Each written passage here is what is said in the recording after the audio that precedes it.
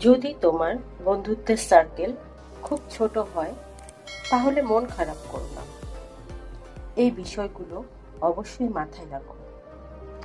তুমি হয়তোবা মানুষ হিসেবে খুবই সৎ এবং খুবই স্পষ্টবাদী প্রকৃতির। এ কারণেই তোমার বন্ধুত্বের সংখ্যা কম।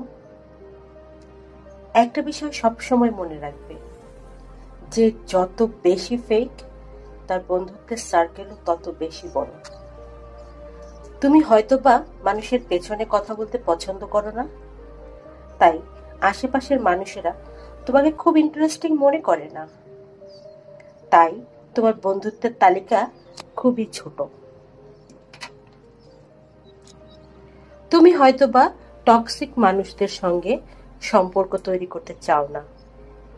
এই কারণেই তোমার বন্ধুত্বের সার্কেল হয়তোবা খুবই ছোট।